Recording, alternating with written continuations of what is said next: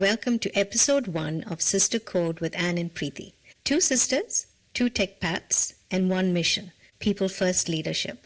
This show is for mid-career women navigating AI leadership and redefining success beyond the executive track. A little background about us.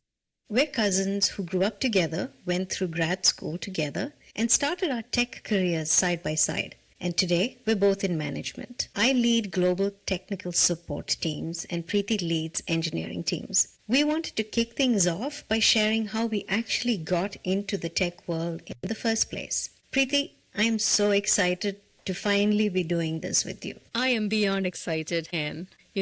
Looking back, it's funny. We both started out with the goal of going into medicine, and when that dream didn't pan out, I pivoted into physics, thinking I'd end up either in research or teaching, just like both our parents are. But right around graduation, computer science was emerging as a field to be in, and there was real job opportunities out there.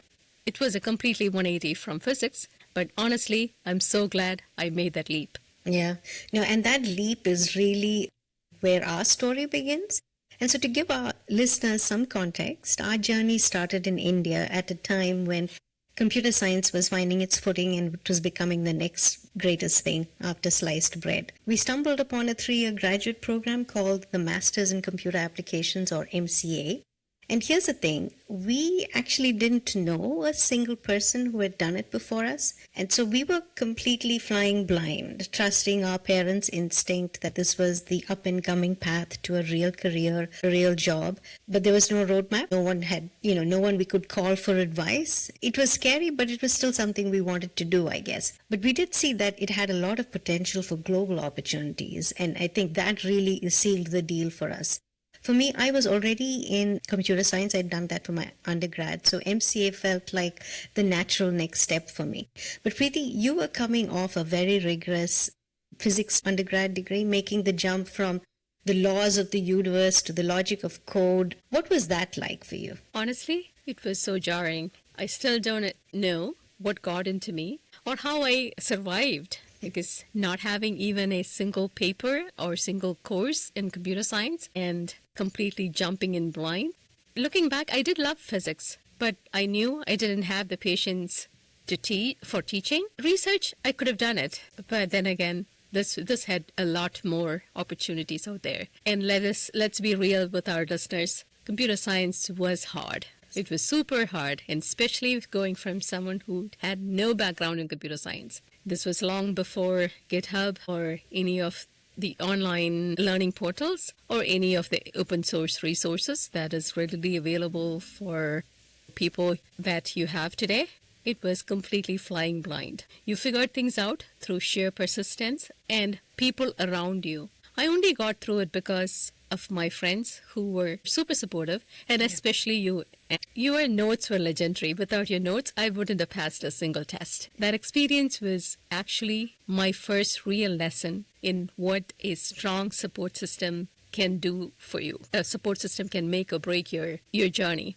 It was a big part of why people first leadership means so much to me today. No, absolutely. An instinct that we have to lean on one another. I think that's really the heart of even Sister Code. After grad school, we applied to the same companies in Bangalore and we both landed in the same well-established software firm. We were obviously inseparable. We were, commuting together, working hard, building relationships along the way. You could say that we really worked hard and perhaps played hard as well. And along that journey, after our internship, I ended up getting a permanent offer as a junior engineer. But Preethi, your path took a little bit more of a hustle. Tell us a little bit about that. Oh, definitely. We both worked very hard and played hard. I think I probably took the playing harder a little too seriously. And while you got the return offer, I did not. So I found myself job hunting in the era before LinkedIn. So it was not an easy feat. It was pure grit and perseverance that got me to where I am today. I landed a software developer role at a small startup, and that experience turned out to be so invaluable.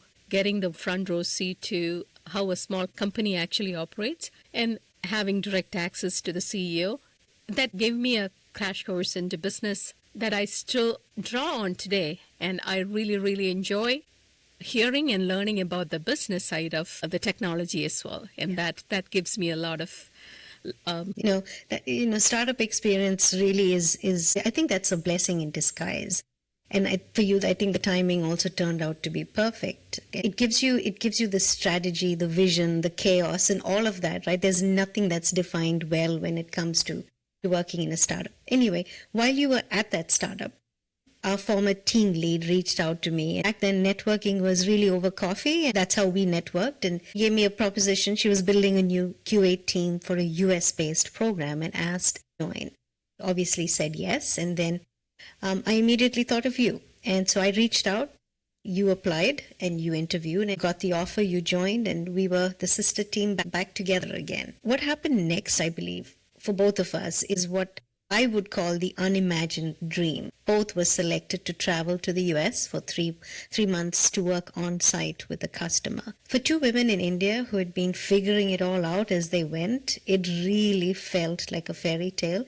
And honestly, it changed the entire trajectory of our lives. Preethi, baby, you can talk a little bit about that first journey we made together. Oh, absolutely. For someone who had never been on an airplane to get on the first flight to go to the US, that you would call that a fairy tale, right? So the first trip that we made together really made aperture wider.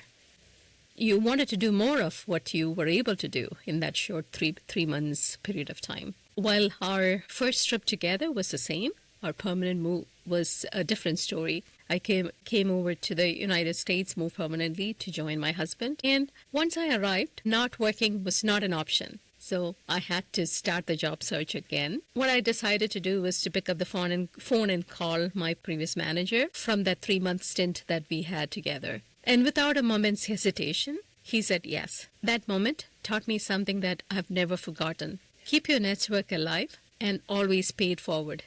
Absolutely. And it's exactly that. And then you paid it forward for me because we had built genuine trust and goodwill during our on-site. He was completely on board when you recommended me as well. And so thanks to you, I was able to make that move and come over to the US as well.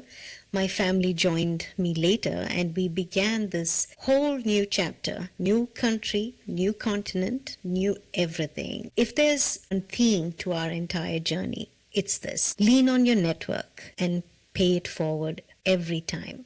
I'm genuinely grateful for the people who showed up exactly at the right moment. Yeah. I think you sometimes you call it lucky, then sometimes you call it friends for a reason or a season, but they're there. Yeah.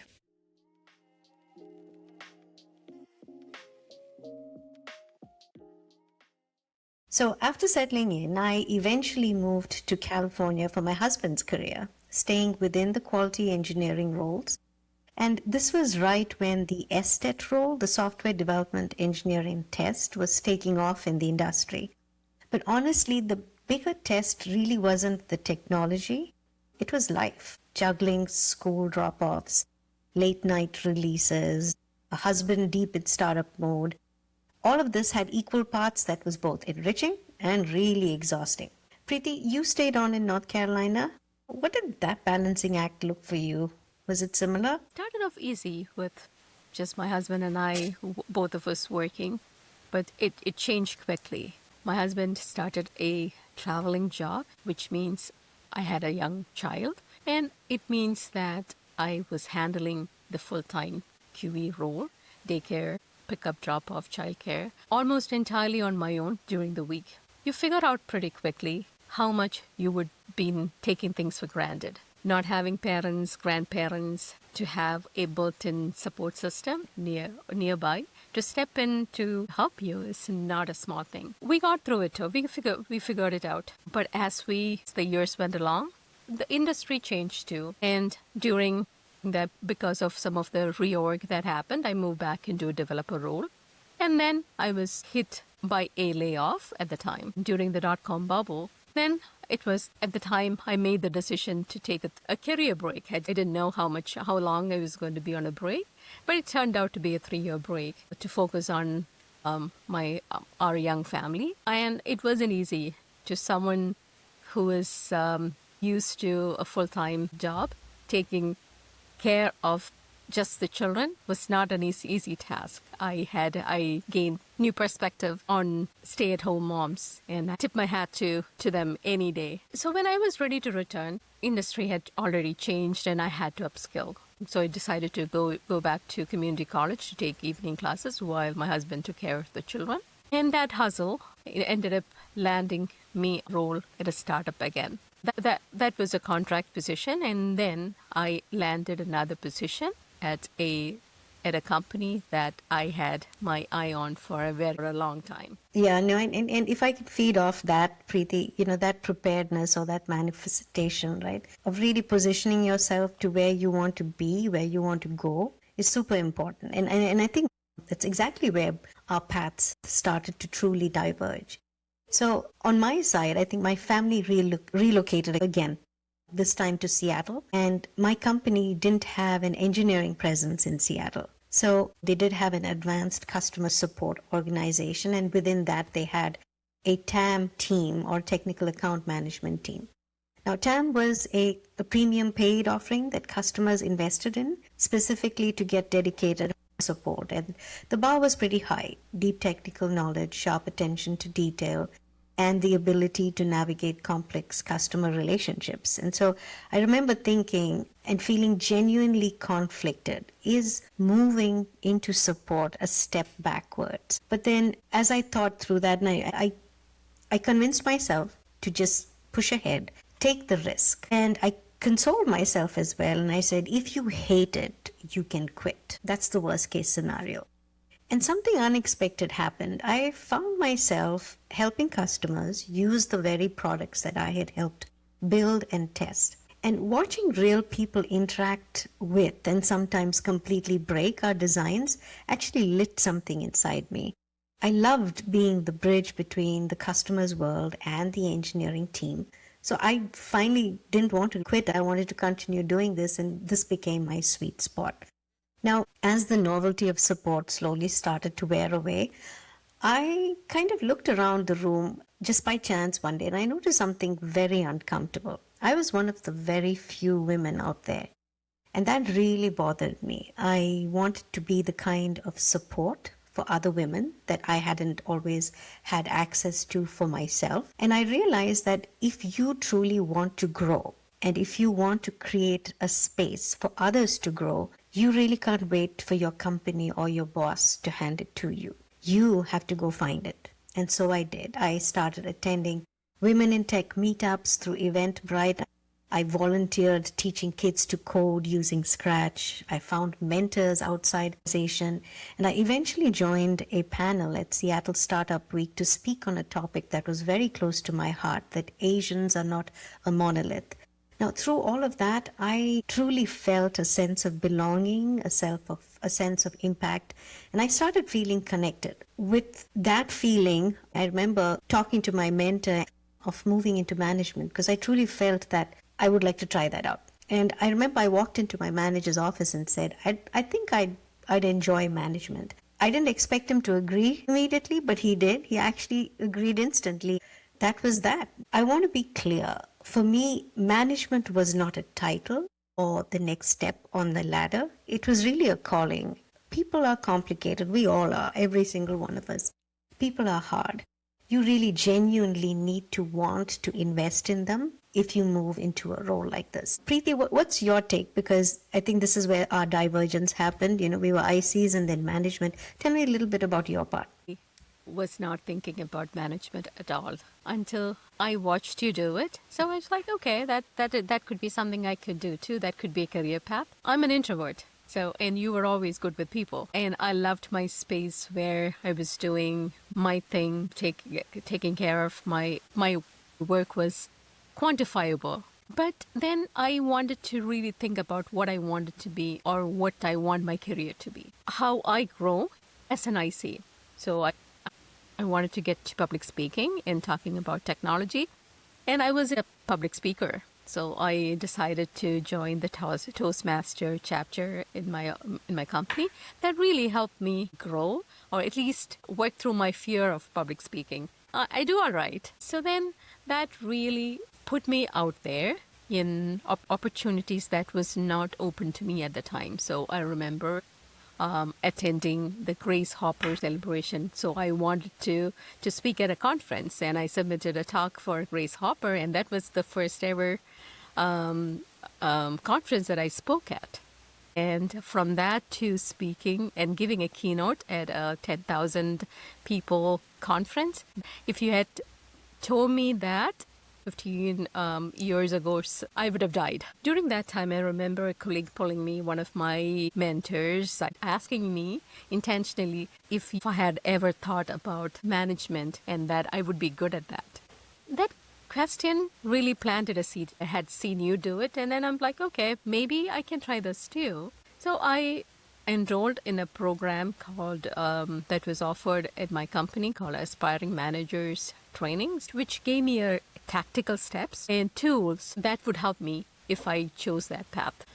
So once I completed that course, it was like, okay, what's next for me? I could probably wait around for an opening for a manager position or look around. Because I really, really liked the company that I worked for, and I wasn't really wanting to change. So I wanted to be in the same company. I was like, okay, I would look around to see if there are other opportunities outside of my current organization, my current department. And I found this role that I remember reaching out to the hiring manager and asking him about the position, and then him encouraging me to apply and having to make a resume over the weekend to apply for that role. And then I think I would go back to whether was I lucky or was I intentional? Maybe a little of both. Yeah. And what strikes me about both of our stories is that someone else saw in both of us the potential before we did. But then we did something intentional to make it happen. I think one of the advantages both of us had was that we had each other as a sounding board through all of it, including the awkward, uncomfortable early days of suddenly managing people who used to be your peers and hiring net new people. So it was definitely an experience, and I'm glad I had you as my sounding board. I think we all need that. So what is the one thing that you'd say to someone who's sitting on the fence right now about making a move into management? I think I would say start with your why. Seriously ask yourself, why do you want this? Does it align with who you are, your personal values? Whether you genuinely care about people? Is it about the title? So really, if you can answer that question for yourself, I think there's ask yourself the why 5 times, right? But then that probably will get you to something that I want to do or not do. So I think at least try it. If you really are on the fence, there's no harm in trying it out. I mean, if you really want to try, give it a try. And what's the worst thing that can happen? Absolutely. Know your why and take the shot. You have nothing to lose and everything to gain. So thanks for being here, Preethi, and we will see everyone in segment 3.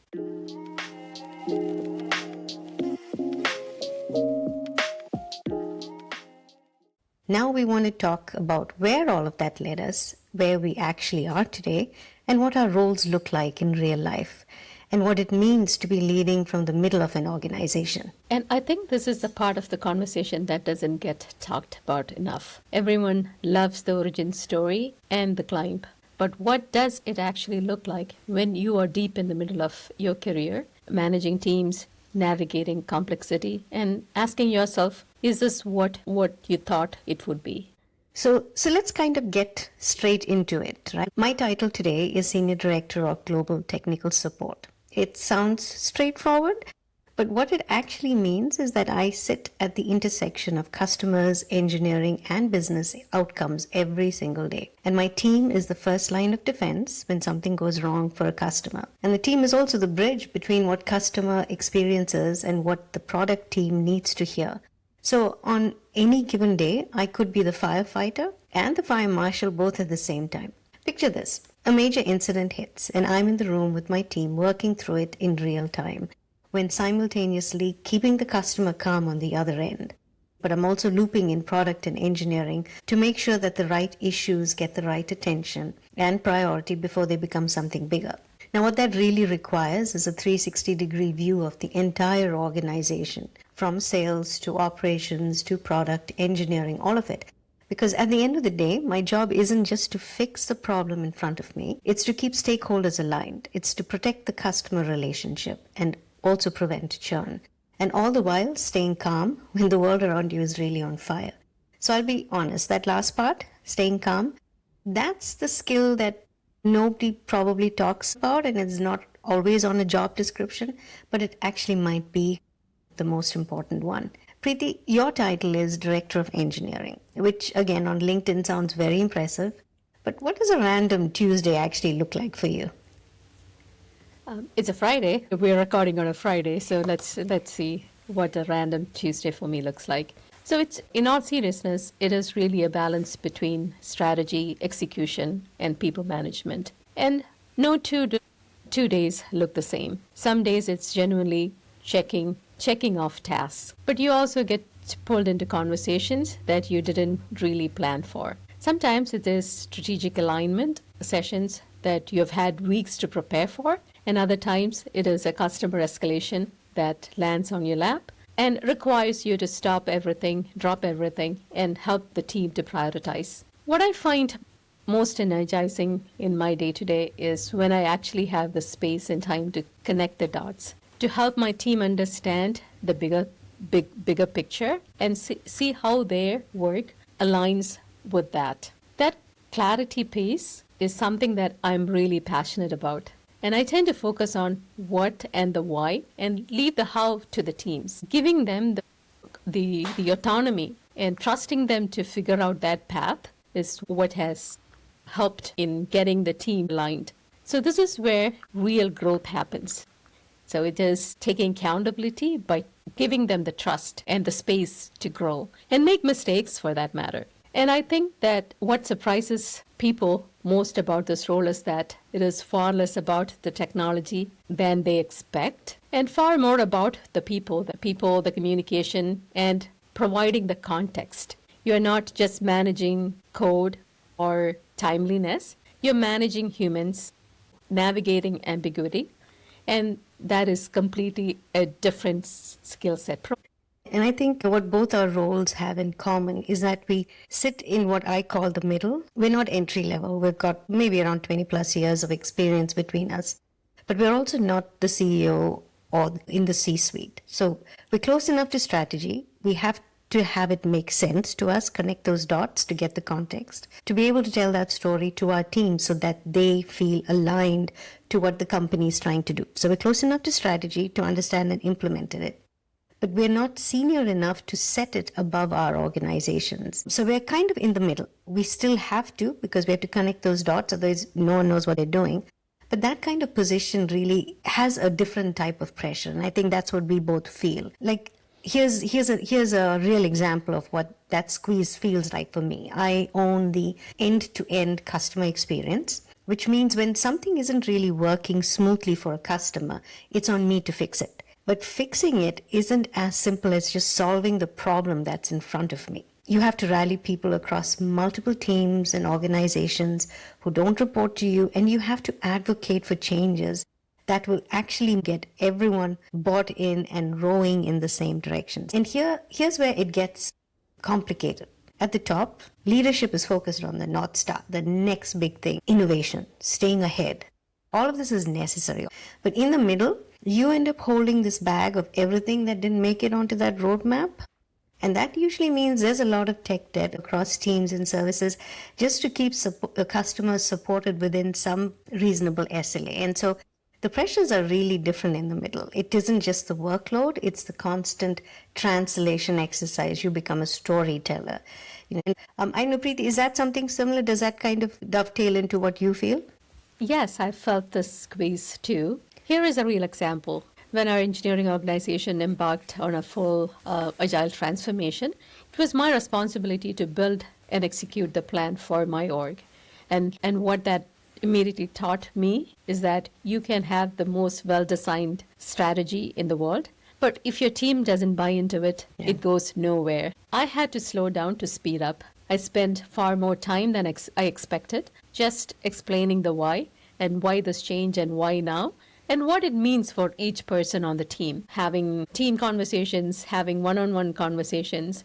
So it is really moving your team forward and getting them unstuck. And I had to make sure people felt genuinely safe asking the hard questions and pushing back. Because that feedback, it is not resistance, it's information, and being willing to adjust based on what you hear. And that is what makes the actual transformation work. And providing the psychologically safe environment for them to be able to give you that feedback to actually make a difference. So, and what nobody tells you when you step into this director role is that a huge part of your job is being that translator. You're constantly converting executive vision into something your team can actually execute on, and converting your team's reality into something leadership will actually hear. When you have the time to execute following the actual change management principles, the transformation is a lot less bumpy. However, in reality, you get to actually do that maybe, if you're lucky, about 50% of the time.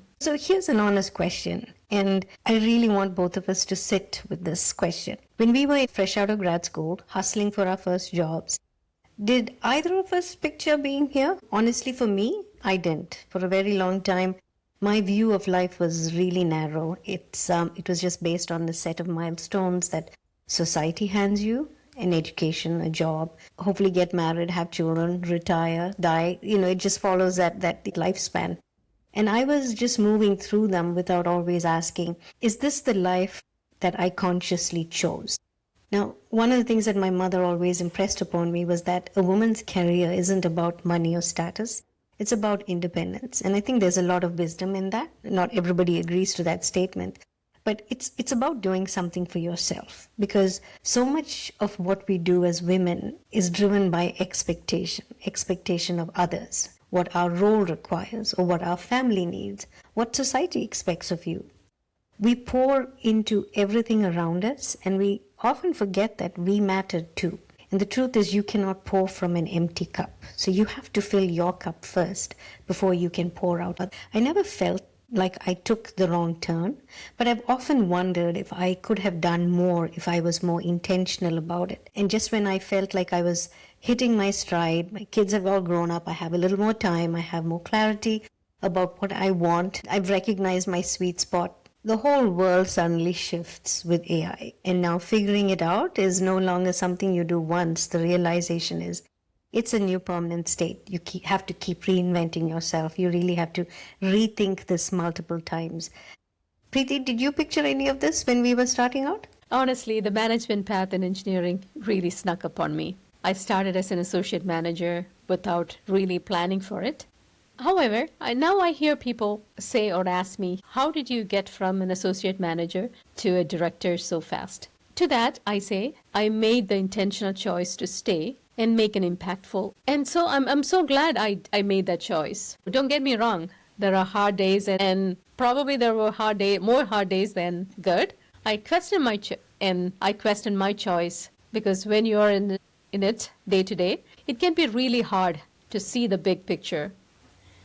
And there are initiatives you drive, the outcomes you own, strategies you execute on. But what has mattered to me the most, and when I look back, it is the people. And it is always the people whose career that I've had the real hand in shaping. And that part stays with you. And that really warms your heart. Absolutely. And I think that's actually the point. There is no single definition of we made it. I think the successes that we've had and harnessing back onto the people that we have grown, met, coached, mentored, that really defines it. And so have we reached the height in the career ladder that we maybe imagined? Maybe not, maybe yes. But I still consider myself to be successful. Moved to a new country, built a family, made a career for myself, pivoted multiple times, never stopped learning. And from picking up hobbies to figuring out what we need to do in order to stay relevant at work, all of that has just contributed to that feeling of success that, yes, I've done well. A sense of purpose, a sense of impact, a sense of legacy, a sense of I've done something good, not just to the people around me, but to the teams that I've worked with and for and in.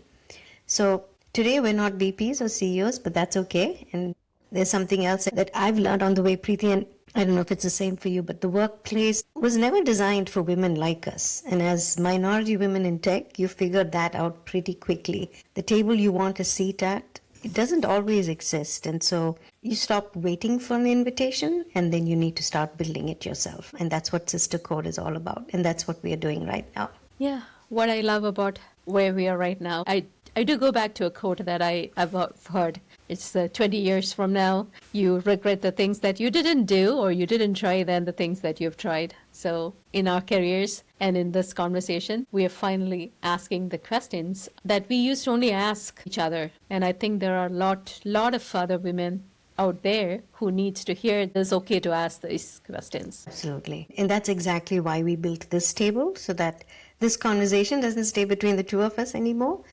Yeah, it is the conversation we wish someone had with us some 10 years ago.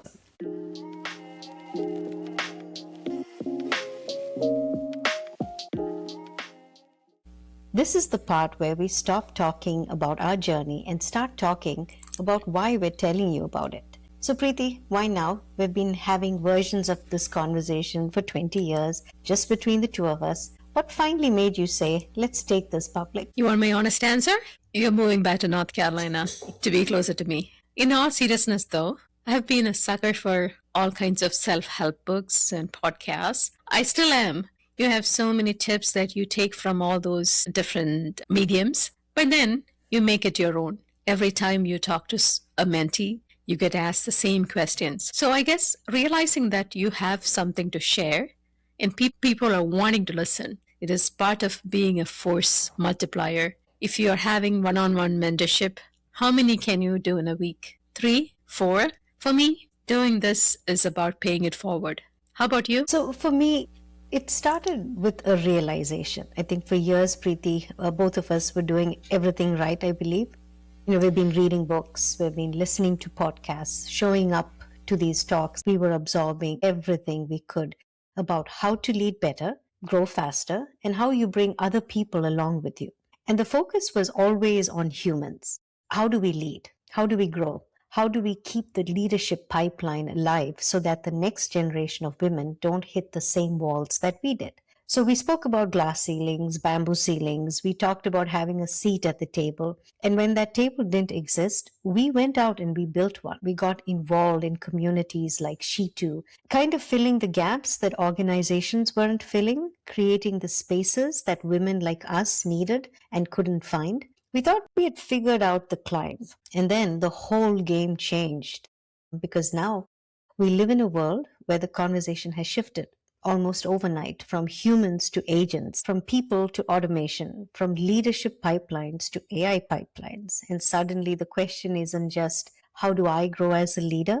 It's, what does career growth even look like in a world where the rules are being rewritten in real time? That question kept coming up between Preeti and me, and we kept having the same conversation. The one where we'd say, someone should be talking about this aloud. And then one day we looked at each other and said, why isn't it us? Preeti, was that the moment? Yes, AI has really disrupted the way that we do work, how we think, what needs to be done as people, and people are nervous and they are trying to run as fast as they can. Everyone is telling you you need to learn this. We have gone through some transformations in our career, like the internet revolution, the industrial revolution. While it is not exactly the same, there are first principles that we have used in every scenario during those uncertainties. And we have realized change is the only constant that we can expect. Yeah, change is the only constant. We were having the most honest, useful career conversations with each other, and no one else was hearing them, right? And so that felt like, okay, is this something we can share? Is it only for us? So who is this really for? So let's be specific about who we are making this for, because we want the right people to find it. Sister Code is for mid-career women in tech. We're not saying men or others cannot benefit from it, but our experiences, our lived experiences, our learned experiences are more catered to mid-career women in tech. Not the women just starting out, not the women who just made it to the C-suite. The women in the middle, the directors, the senior managers, the principal engineers, the ones who have been in the industry long enough to know how it really works and are now asking harder questions. It's for the women who has actually read all the same books that we have, who's done all the right things, who's built her career with intention, and is now staring at an AI disrupted landscape, wondering what any of it means for her next chapter. It's for that woman who's actually navigating that uncertainty without a playbook. And it's specifically for women who have built their careers in tech and have almost no one who looks or sounds like them in this conversation. Yeah, because that gap is real. Have you ever walked into a room as a leader and been the only woman there? I think it is even worse where I am in engineering. There probably are a handful of women who are at the director level or above. Then you're always left wondering what to do or how to do it. There is no playbook there. Oh, you're writing your own playbook. And you wonder if what you're doing is good enough to make a difference. Yeah, there was a point when I used to look around for someone who looked like me, who had come from where I had come from, who could show me what was possible. That was pretty hard to find. And then I remember discovering Indra Nooyi and being completely fascinated by her.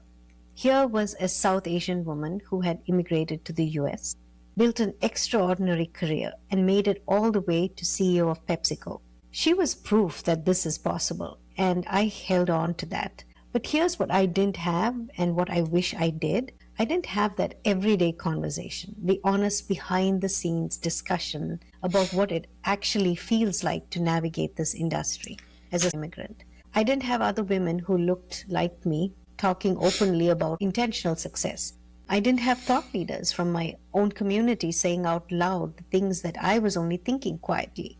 Indra Nooyi showed me that this destination was possible. But Sister Code is about that journey that no one was narrating 15 years ago. And we are here to change that. There are podcasts by women in tech. There are podcasts about leadership, immigrant women who are actively leading teams in the US tech field and are now navigating AI disruption on top of everything else. And that is the gap that we are filling. And the data backs up why that gap is so costly, because McKinsey research found that Asian American women experience an 80% drop off from entry level to the board. That is the steepest decline of any group. So let that sink in. That's 80%. So we just didn't beat the odds of making it into tech. We beat the odds of staying, growing, and leading. And here's what I've come to understand about why that drop off happens. Michelle King nails this in her book, The Fix. The barriers that are holding women back at work aren't always the ones that you can see. They're invisible, baked into the systems, the cultures, and the unwritten rules of how workplaces operate. And the problem was never women. It was always the workplace. And the moment that landed for me, I stopped trying to fix myself and I started asking very different questions. Yeah, 2 out of 3 women in tech say that they can see a clear path to leadership, partly because they don't see anyone who looks like them doing it. Asian women are overrepresented in tech workforce and underrepresented in leadership, not because we are not capable, because the path isn't visible and the challenges that we have is different. In addition, culture and society place a lot of expectations on you. Yeah. And so here's a taste of what we're building together in season 1.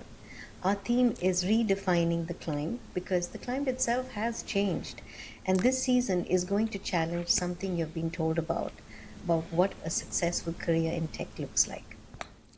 Yeah, what we are not going to do is give you a 10-step framework or tell you to lean in harder. We're going to have honest conversation, the kind you have with someone you trust, and let you decide what resonates. We are focusing on being authentic. We are not just talking about success stories.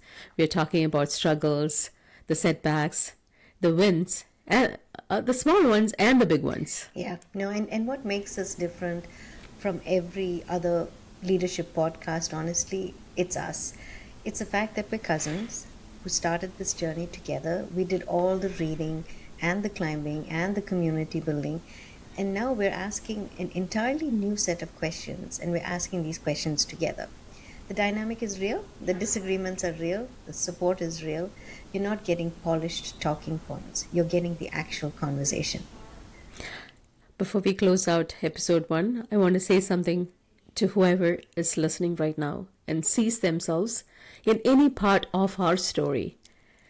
Whether you came here from another country, whether you are the only person who looks like you in your leadership meetings or any meetings, whether you've read all the books and done all the things and are still wondering what comes next. You're not alone. Yeah. And so, episode 2 is next, and trust us, it gets honest fast. But here's where season 1 is going: the glass ceiling, AI disruption, staying relevant after 40, and leading through layoffs. And what happens when everything you've built over 2 decades at one company disappears overnight? And you have to figure out who you are on the other side of that. We have lived some of those, Yeah. and we're still living some of these. Yes. And that's what this season is: real conversations, no playbook. We're Anne and Preethi, and this is Sister Code, and we will see you in episode 2. See you there.